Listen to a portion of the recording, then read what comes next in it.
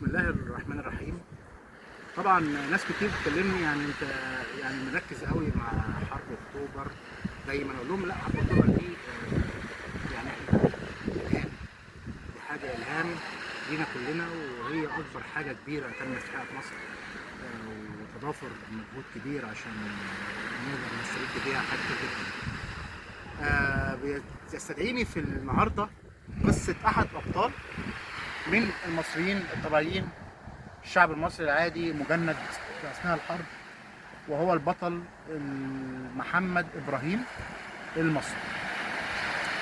هذا البطل ولد سنه 48 وجند في حرب اكتوبر سلاح المظلات، ومع اتدرب على الصواريخ مالوتكا، اللي هي صاروخ روسي، وبنسميه هنا في مصر الفهد. ده صاروخ مضاد للدبابات، وبيحتاج دقة وتركيز وصبر وهدوء وثبات عالي قوي جدا جدا جدا.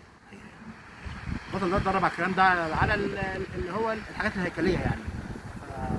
أول استخدام ليه تم أثناء العبور.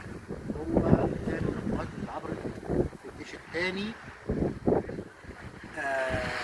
فرقة تانية مشاة، مع من ضمن قوات صواريخ ضد الدبابات اللي هتعدي القناة وتواجه الدبابات الإسرائيلية قبل ما يتعمل الكباري وقبل ما يعدي الدبابات المصرية. فلازم يبقى في قوات مسلحة بصواريخ ضد الدبابات. هو كان أحد هؤلاء الأبطال يعني. أول استخدام ليه للصاروخ ده كان بعد ربع ساعة بالظبط من بداية العبور.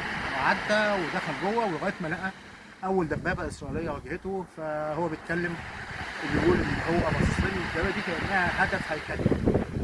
كان أول مرة هيواجه دبابة بشكل واضح. لما قام بالتركيز عليها وقام تدمير الدبابة في المنتصف، طبعا كان ليه تأثير كبير جدا على بقية الكتيبة، تأثير إيجابي رهيب، لأن كانت أول دبابة يركبها بالصاروخ في الحرب. البطل ده مفيش صاروخ منه جلة في الحرب.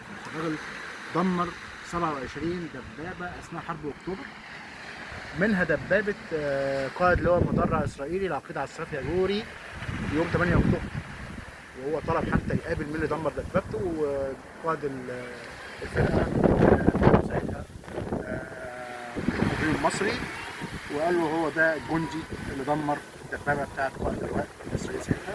محمد ابراهيم المصري دمر 27 دبابة أثناء الفترة من 6 أكتوبر وحتى 28 أكتوبر، وعشان كده بيلقب بصائد الدبابات، لان هو اكتر جندي دمر دبابات في حرب اكتوبر. في جنود تانيين دمروا 23 دبابه و20 دبابه حاجات زي كده، لكن هو دمر 27 دبابه، وكان ملهم جدا لقوات صواريخ فهد في خلال هذه الفتره. هذا البطل كان بيطمن دايما على القائد بتاعه والاسره بتاعت القائد بتاعه. القائد بتاعه استشهد قدامه في المعركه، هو بيقاوله الزمزميه، يعني هو القائد بتاعه زمزميه كبيره علشان يديها له، فاستشهد اثناء ما هو بيديله هو مش قادر ينسى المشهد ده، فبيودي حتى هذه اللحظه بيودي اهله جميعا.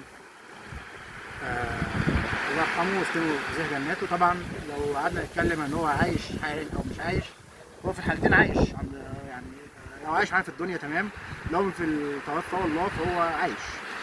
ده احد الابطال يعني العظماء، هو اكيد عند ربنا في احسن مكان.